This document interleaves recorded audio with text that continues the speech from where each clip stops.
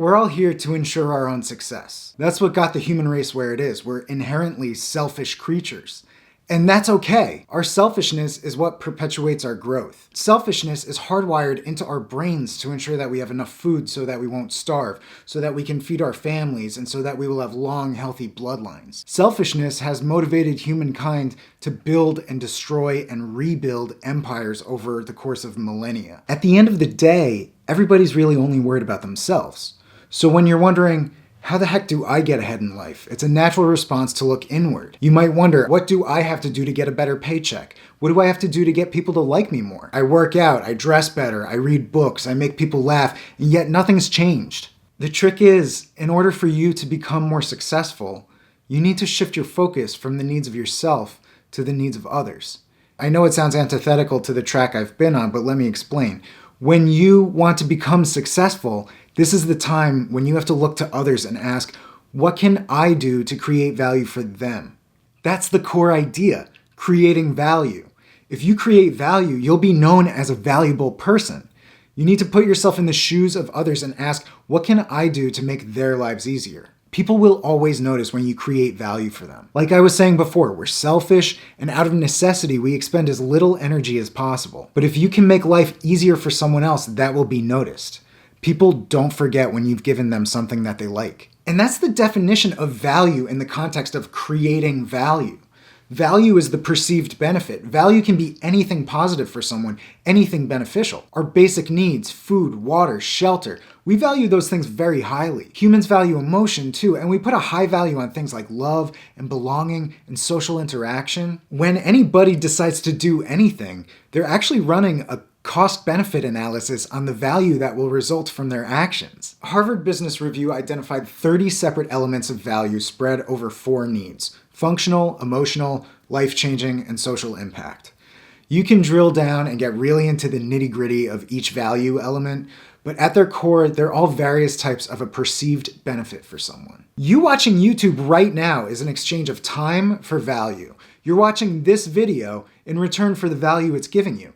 That value can be the education from the lessons in the video, that value can be the entertainment you get from watching it, or that value can be the sense of self-satisfaction you get from smashing the like button and subscribing. When you create value for others, they put a high value on you.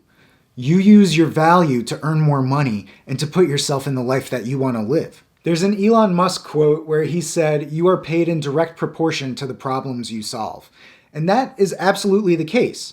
Most of the highest earners in the world, hedge fund CEOs, tech company founders, they got the huge paydays they're known for by creating massive value for their customers and clients. Those high-powered business people ensure huge performance for their stakeholders, and when they do so, they're valued very highly. Value is what propels people to become more successful. They answer people's questions, they fix problems for people. They become valuable by creating value for others.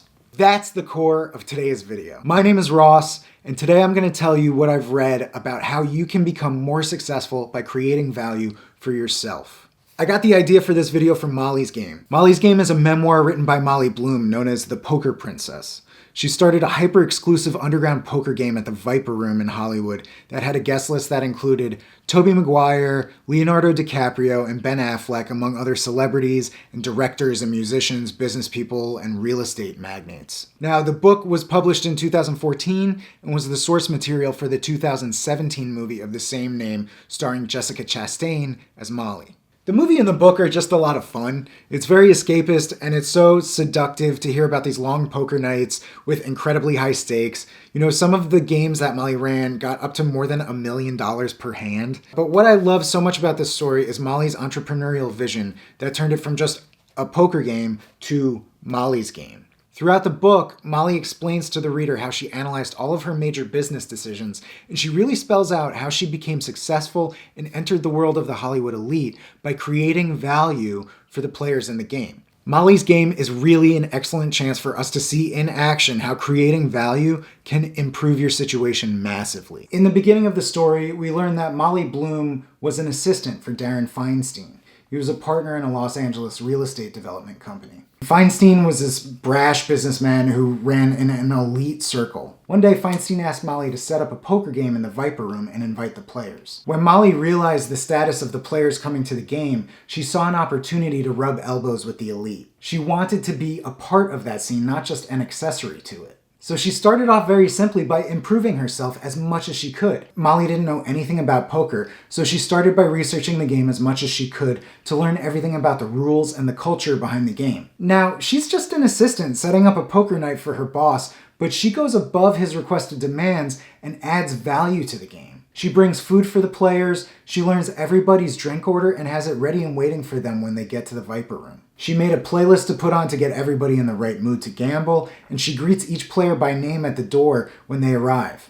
All the players know is, wow, here's this person I've never met before, Molly, and she's got everything under control and is making sure all of my needs are met. She's already got a really high value. Over the ensuing weeks, Molly started adding more value to the game in different ways. She started putting out feelers to get more players to the table so that there would be more money flowing through the game. She had to vet each player to ensure that they could afford the stakes of each game. She has to ensure that they were not too good at poker, otherwise they wouldn't lose enough at the table and her regulars wouldn't be happy. In addition to being the gatekeeper to the game, Molly started acting as a sort of concierge for all the players. When one player asked the table if they had a restaurant recommendation, Molly quickly said she had the place and offered to make the reservation for him. So if you're a player at this game, you know that Molly's got your poker needs covered and she can handle your social life too. She writes that she wanted players to feel like, besides the game itself, they were getting an assistant who could handle every aspect of the game and any aspect of their lives if they wanted. She was ensuring the creation of an environment where these players felt comfortable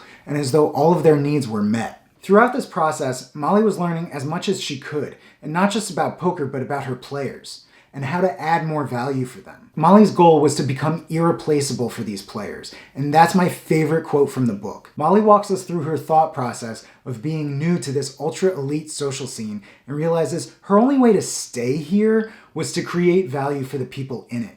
And by doing so, they would have a need to keep her around. So Molly started going around after each game, collecting payments from losing players and making payments to winning players. She spent her time outside of the games hiring bartenders and finding dealers for the games. And she moved the game out of the dingy basement of the Viper Room and started hosting it at enormous suites in various swanky Los Angeles hotels like the Peninsula and the Four Seasons. Molly would handle each player's dinner order and have them served tableside so they wouldn't have to stop playing. Molly even hired 2 masseuses to give players shoulder rubs during the game. As the scenery and amenities became more luxurious, the stakes on the table grew that much higher, and Molly's tips from each player got larger and larger. Now, nobody ever asked this of Molly, but she saw that she could grow the game into something much larger than just a card table and a few drinks once a week. She was running an operation that was much closer to a private casino than a simple card game. Now, if we apply the example of Molly's game to the HBR model for value, we see that her games were satisfying 12 elements of value across 3 of the 4 needs. And this wasn't accidental. Molly had specifically planned for this. She analyzed her players and shaped the game to fit their needs. When Darren Feinstein had set up the game initially with a smattering of Hollywood celebrities and business people, he inadvertently created the profile of Molly's game. These weren't professional poker players. These were wealthy people who already had access to almost anything they could want. Molly saw that they were risk takers who were looking for an escape.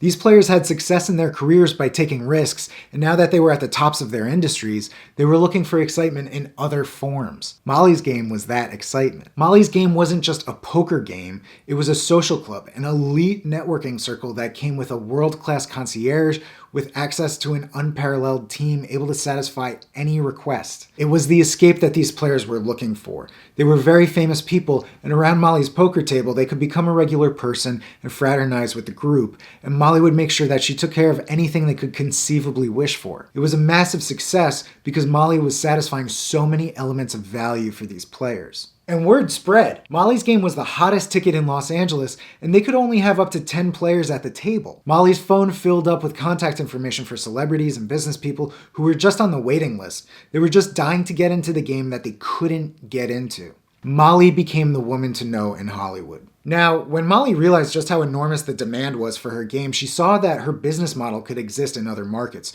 She broke into the New York City poker scene and started running an East Coast and West Coast game each week, simultaneously growing her network on both coasts. By creating value for others, within 4 years, Molly had grown from being the personal assistant of one businessman to being an elite connector who ran multi-million-dollar poker games for the ultra-rich on both coasts each week. In his personal finance book, Money, Master the Game, Tony Robbins writes that money is nothing more than a reflection of your creativity, your capacity to focus, and your ability to add value and receive back. He says if you find a way to create value, you will have an opportunity to have a massive amount of economic abundance in your life. That means money.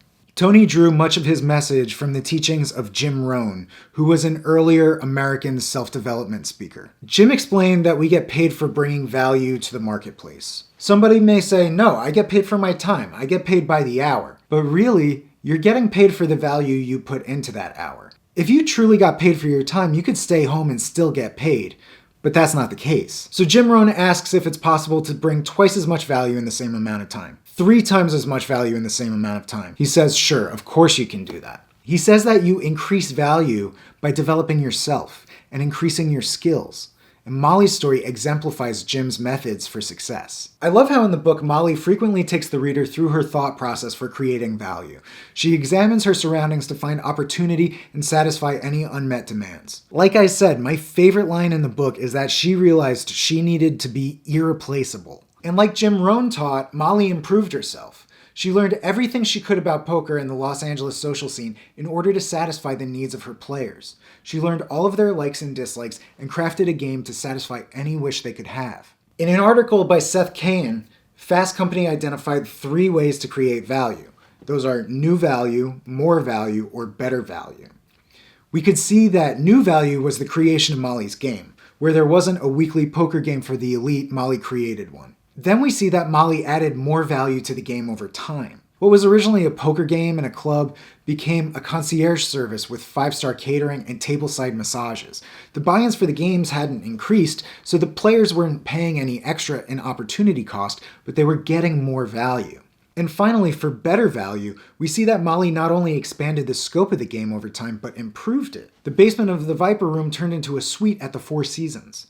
She improved the quality of the food and drinks being served, and eventually had her own custom poker table made with an automatic shuffling machine. She brought the concept of a weekly poker game to the absolute best it could be. So when you want to be successful, you want to make yourself irreplaceable. Looking around and asking yourself, how can I create value, will spur innovation. That's the spark.